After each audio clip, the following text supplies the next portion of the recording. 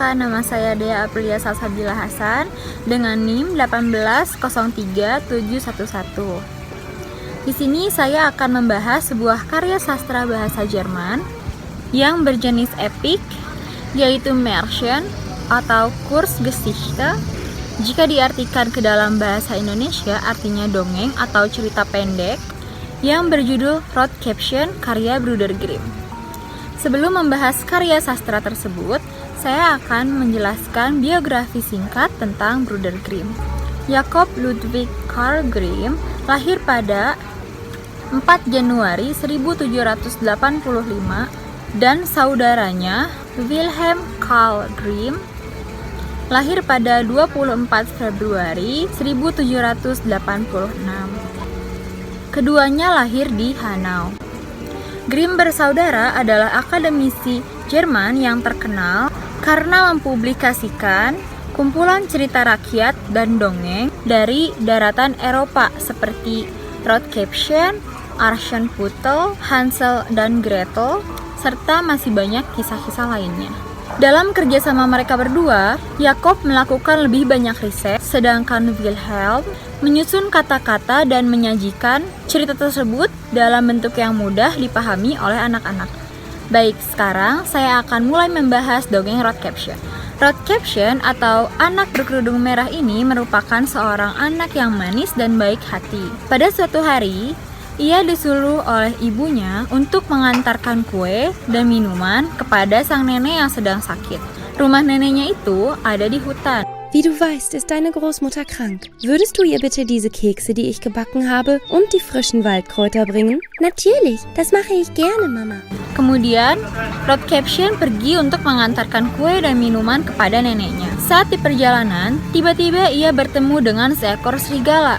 Kemudian, serigala tersebut bertanya kepada Rotkäppchen. Wohin des Weges, junges Mädchen?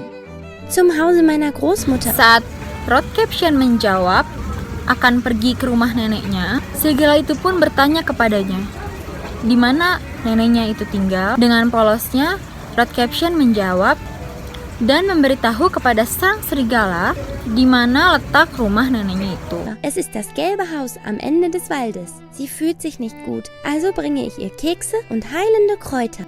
Kemudian, sang serigala berencana untuk memakan Rotkäppchen. Tetapi, sebelum itu, dia harus memikirkan sebuah rencana dan strategi agar dapat memakannya.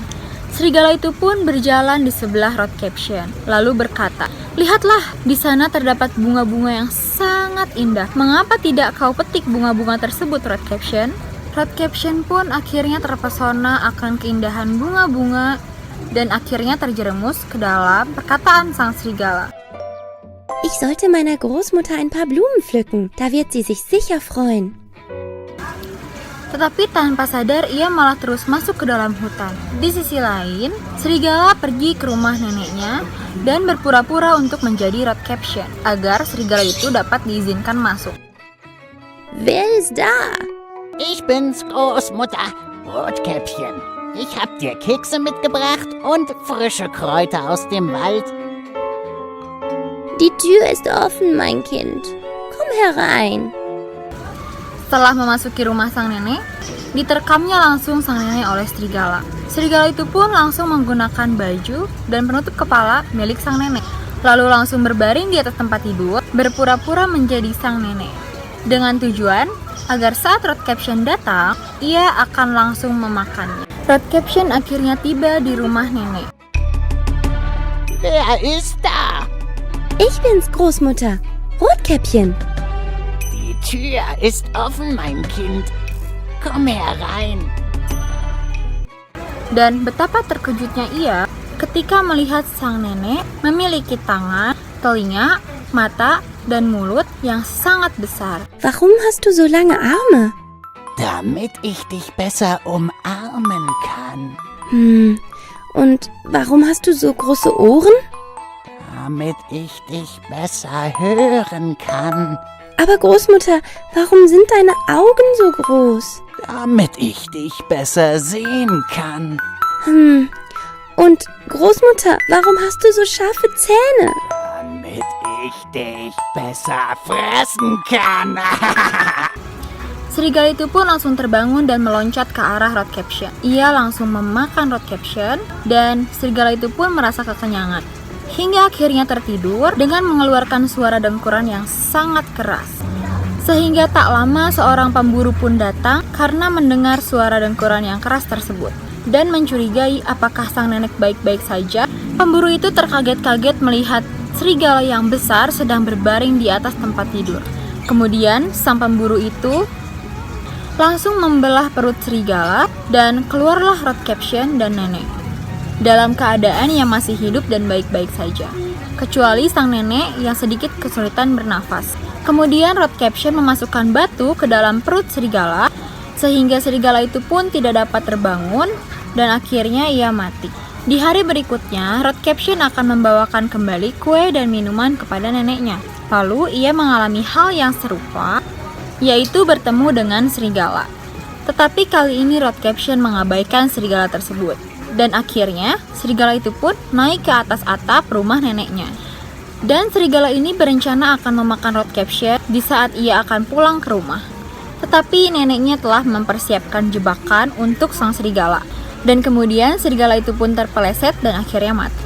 Rodcaption sekarang merasa sangat aman dan ia berjanji untuk mengingat perkataan ibunya yang melarang ia untuk jauh pergi ke dalam hutan. Sekarang saya akan menjelaskan siapa saja tokoh yang terdapat di dalam dongeng ini. Di dalam dongeng ini terdapat 5 pemeran. Pemeran utama yaitu Rodcaption yang digambarkan sebagai seorang anak kecil yang manis dan baik hati. Lalu pemeran kedua ada serigala, yaitu hewan yang jahat dan suka berbohong. Kemudian ada pemeran tambahan atau sampingan. Yang pertama yaitu sang ibu yang digambarkan sebagai seorang ibu yang tegas dan baik hati. Lalu yang kedua ada sang nenek yang digambarkan sebagai seorang nenek yang penyayang. Terakhir yaitu seorang pemburu yang digambarkan sebagai seorang pemburu yang pemberani dan peduli. Maka dapat disimpulkan tokoh antagonis ini diperankan oleh sang serigala. Kemudian tokoh protagonis diperankan oleh Rodcaption dan sang nenek. Lalu tokoh tritagonis diperankan oleh sang pemburu dan peran figuran yang diperankan oleh sang ibu. Latar tempat dongeng ini ada 2. Yang pertama itu pedesaan dan yang kedua adalah di hutan. Waktu yang digambarkan pada dongeng ini yaitu pada zaman dahulu kala, karena terlihat dari teksnya yaitu menggunakan side form preteritum, tetapi memang tidak disebutkan tepatnya pada tahun berapa. Dalam dongeng Rodcaption, penulis menceritakan dari sudut pandang orang ketiga, karena tertulis di dalam teks yaitu Es war einmal ein kleines süßes Mädchen. Dan dalam dongeng tersebut terdapat beberapa dialog pendek dalam percakapan antar tokoh, seperti contohnya percakapan Rodcaption dengan ibunya, lalu dengan sang nenek, dengan sang pemburu, dan dengan serigala. Dongeng ini menggunakan Alltagssprache, tetapi terdapat beberapa literarische Sprache dalam dongeng ini, yaitu menggunakan bahasa kiasan. Contohnya, Die Vöglein so lieblich singen, yang jika diartikan secara tersurat menjadi burung-burung itu bernyanyi sangat indah. Padahal yang dimaksud adalah burung-burung tersebut berkicauan seperti sedang bernyanyi. Lalu ada die Sonnenstrahlen durch die Bäume hin und her tanzen. Jika diartikan secara tersurat, yaitu cahaya matahari yang menari-nari melewati pepohonan. Padahal yang dimaksud adalah cahaya matahari yang menembus pepohonan. Ada pula nilai-nilai moral yang terkandung dalam dongeng ini, yaitu moralitas manusia terhadap diri sendiri. Yang pertama, bertanggung jawab. Contohnya saat Rodcaption diberi tanggung jawab untuk memberikan kue dan minuman kepada neneknya yang sedang sakit. Yang kedua yaitu berhati-hati. Ketika Rodcaption berada di tengah hutan dan bertemu serigala, ia kurang berhati-hati sehingga termakan oleh ucapan serigala. Kemudian ada nilai moralitas manusia dengan orang lain, yaitu saling menolong. Yaitu saat sang pemburu menolong Rodcaption dan neneknya keluar dari perut sang serigala. Dalam dongeng ini terdapat pula pesan moral yang dapat kita ambil. Jangan percaya dengan mudah kepada orang yang belum kita kenali, karena bisa saja orang itu hanya akan mencelakakan kita, bukan membantu kita. Dan yang kedua adalah ingatlah selalu nasihat orang tua jika kita tidak ingin celaka. Di dalam dongeng ini terdapat unsur literatur, yaitu fantasi, karena dalam dongeng ini terdapat hal yang berunsur fantasi. Contohnya ketika Rodcaption dan sang nenek dikeluarkan dari perut sang serigala dan diselamatkan oleh pemburu, tetapi saat keluar masih dalam keadaan hidup.